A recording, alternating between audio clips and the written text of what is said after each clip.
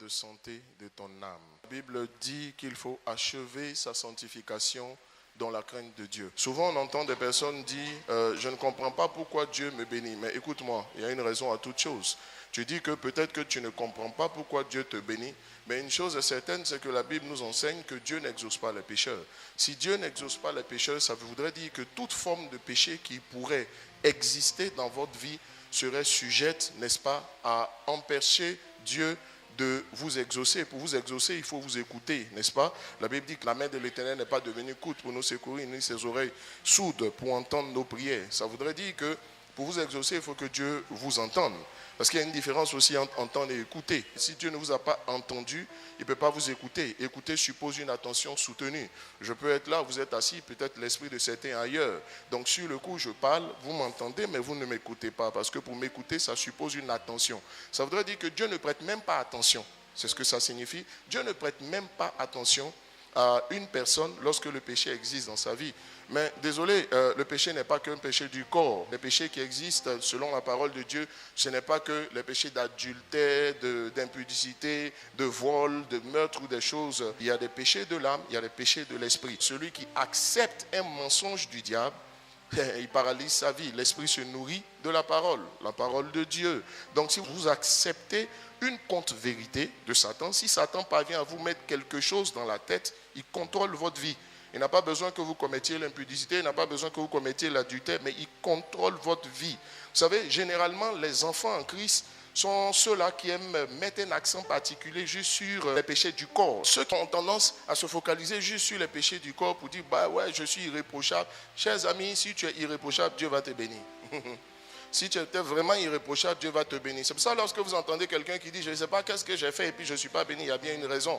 N'est-ce pas? Je me souviens dans la parole de Dieu de cet aveugle né de Jean chapitre 9. La Bible dit que les disciples ont demandé à Jésus, est-ce lui ou est-ce ses parents qui ont péché? C'est parce que dans la tête des gens, dans l'esprit de beaucoup, ils ne sont jamais responsables de leurs problèmes. N'est-ce pas? Dans l'esprit de beaucoup, c'est que quand ça ne va pas dans leur vie, ils ont un sorcier qui est contre eux. La plupart du temps, lorsque vous avez l'impression qu'il y a un sorcier qui est contre vous, n'oubliez pas que s'il y a la paille dans l'œil de l'autre, il peut avoir une poutre dans votre œil qui empêche ou qui grossit les choses, n'est-ce pas? Ou qui réduit votre champ de vision. Tes problèmes ne sont pas forcément dus à un sorcier qui est contre toi. Vous savez, c'est une mentalité de perdant que d'accuser les autres et d'avoir l'impression qu'on est irréprochable, on est responsable de rien. C'est quand même ta vie. Ils se disent, est-ce ses parents ou est-ce lui? Ça veut dire que c'est vrai qu'il y a des problèmes générationnels, c'est vrai qu'il y a des problèmes d'ordre spirituel, pacte, alliance, ça s'appelle comment encore? Pacte, alliance, possession démoniaque, toutes ces choses. C'est vrai que ce sont des éléments, c'est un point qui peut être responsable de certains blocages dans votre vie, c'est pourquoi on vous demande de vous faire délivrer. Mais à côté de cela, il dit, est-ce ses parents ou est-ce lui-même? Ça voudrait dire qu'il peut avoir la raison, n'est-ce pas, des pactes, des alliances, tout ça, mais il y a des responsabilités personnelles de chacun de nous dans ce qui peut lui arriver. Donc il y a des péchés du corps, mais il y a des péchés de l'âme. Il y a les péchés de l'esprit. Beaucoup de blocages sont dus au péché de l'âme.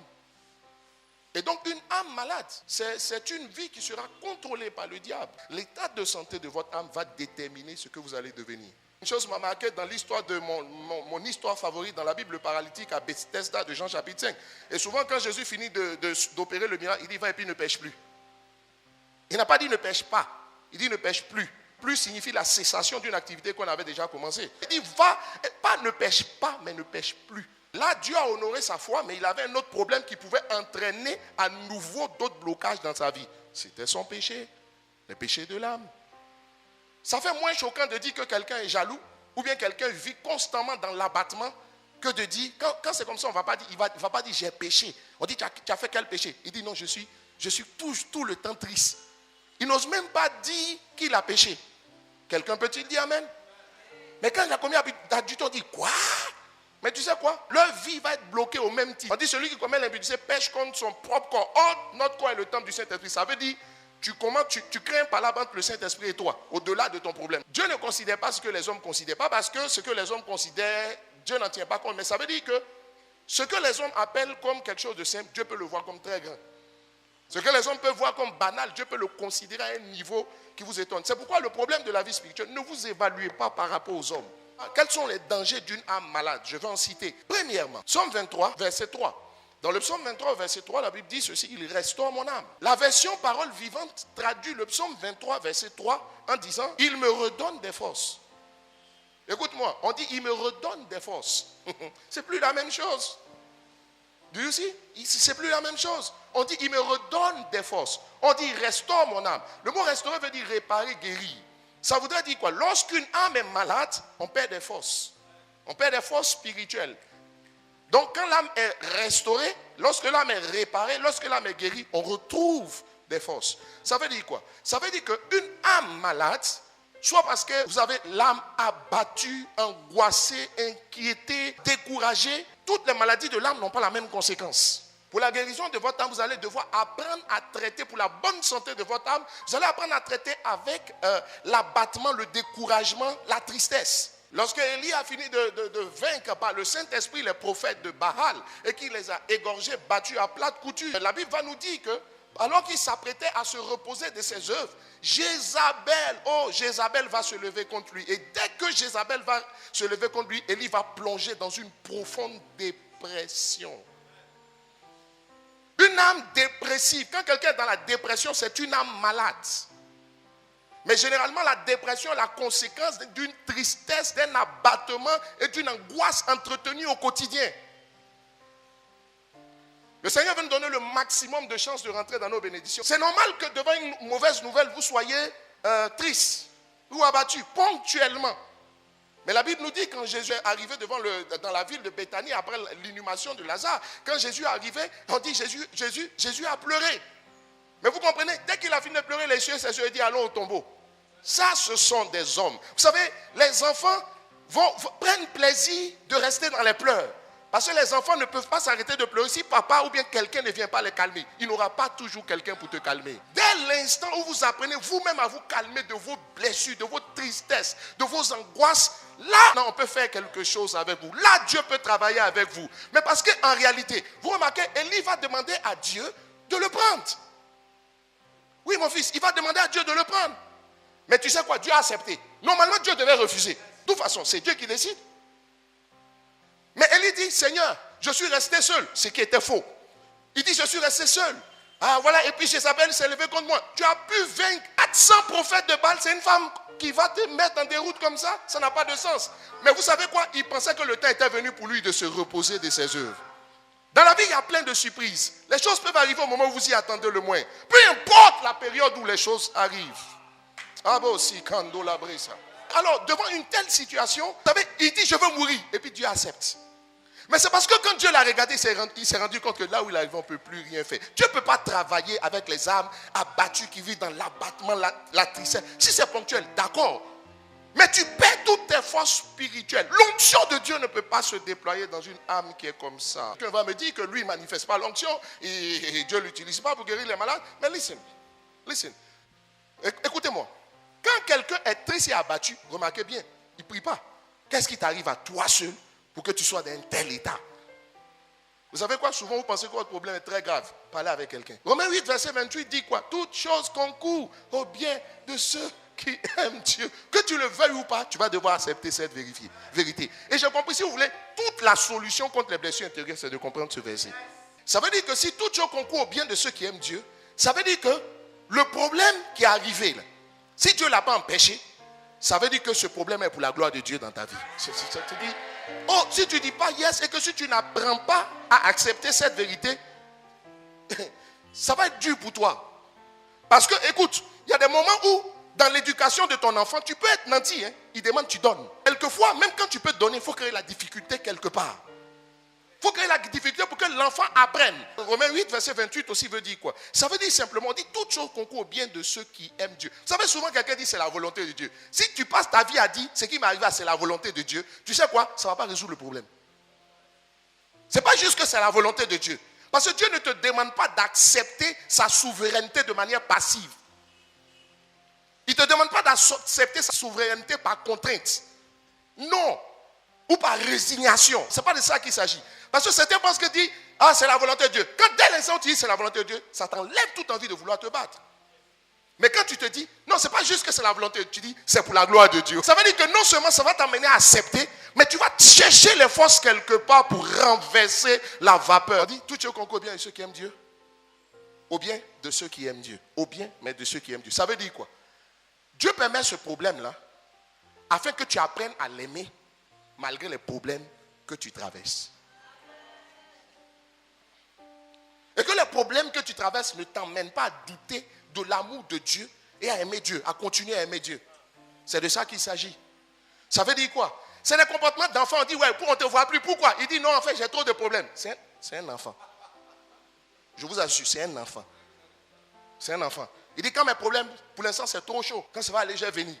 Un gars comme ça, vous ne pouvez pas aller loin une personne comme ça. C'est un enfant. Mais parce que, on dit, si tu réalises que même ce qui est arrivé, Dieu a permis que ça arrive pour voir si tu l'aimes vraiment. Et si tu vas continuer à l'aimer, continuer à faire ce que tu as à faire, malgré ce qui est arrivé, si tu ne peux pas le faire, écoute-moi, tu n'es pas mature. Tu n'es pas mature. Aussi longtemps que l'héritier enfant ne diffère rien d'un esclave alors qu'il est maître de tout. Enfin, on dit on le met sous les tuteurs. Mais il ne diffère rien d'un esclave. Ça veut dire que tu deviens l'esclave du diable tout simplement parce que tu es immature. Tout simplement parce que tu es enfant. Chers amis, dans la vie chrétienne, on est obligé de grandir. Ce verset-là aussi nous dit, de ceux qui sont appelés selon son dessein. Ça veut dire quoi? Le problème qui est arrivé là, ça va contribuer à ce que le plan de Dieu s'accomplisse dans ta vie. Ce n'est pas que c'est la volonté de Dieu, mais ça va permettre à ce que le plan de Dieu, les desseins de Dieu, ce que Dieu a fixé depuis le commencement, ça va permettre que ça arrive. Ça veut dire quoi? Si vous acceptez de laisser l'abattement vous gagner ou toutes ces choses, vous savez ce que ça va produire? À un moment donné, vous ne vous rendez plus compte d'où est venu le fait que votre vie spirituelle a baissé. La plupart du temps, quand les gens remarquent que leur vie spirituelle baisse, c'est lié au fait qu'ils ont entretenu la tristesse. C'est-à-dire, les problèmes, ils ont accepté les problèmes, ils sont restés passifs face à leurs problèmes. Donc, esprit abattu, découragé, triste. La Bible le dit dans le Proverbe 17, verset 22, un cœur joyeux est un bon remède, mais un esprit abattu, qui le relèvera? Ça veut dire qu'il est down, sans force. Et gare à vous si dans cette période, le Satan s'élève contre vous. Vous êtes foutus. C'est généralement dans ces périodes que vous voyez qu'un bon chrétien aussi, on dit ça, il allait commettre l'impudicité ou l'adultère. Il n'a plus de force. Et quand tu vois que tu es devenu tellement familier au problème, puis tu es down. Tu n'as plus de force, tu ne pries plus, tu ne jeûnes plus, tu ne lis plus la Bible. Je vais te dire quelque chose. Il faut que tu apprennes à traiter avec le découragement. Parce que le fait est que les péchés de l'âme vont perturber ta vie spirituelle. Premier danger, les péchés de l'âme perturbent ta vie spirituelle. Ta vie de jeûne, ta vie de prière, ta vie de méditation. Et même pire, ça affaiblit la confiance que tu as en Dieu. Si Élie a pu fuir devant Jézabel, ça veut dire qu'il n'a plus confiance en Dieu. Mais ce qui m'a marqué, il va prendre son serviteur, ils vont commencer à marcher. Quand ils vont marcher jusqu'à un moment donné, il va s'endormir sous un genêt. Dieu va le réveiller. Il va lui donner à manger. Il va lui dire dors. Quand il finit, il dit lève-toi et puis il s'en va. Et lui va partir, il va laisser son serviteur à Israël et puis il va continuer son chemin jusqu'à ce que Dieu l'enlève. Regarde. La tristesse, l'inquiétude, l'angoisse, ça suce votre force. Donc comme tu es faible. C'est quand tu es triste, abattu, là, que le diable maintenant va venir. Je vais t'expliquer pourquoi, malgré ce que Dieu fait dans ta vie, tu n'es toujours pas heureux. Parce que ton problème, ce n'est pas lié à ce que tu as. C'est à ce que tu penses que tu étais. Ou que tu es. L'histoire de Jean chapitre 4, de la femme samaritaine. On dit qu'elle a eu 5 maris. Le 6e mari qu'elle était, ce n'était pas son mari. Vous savez quoi?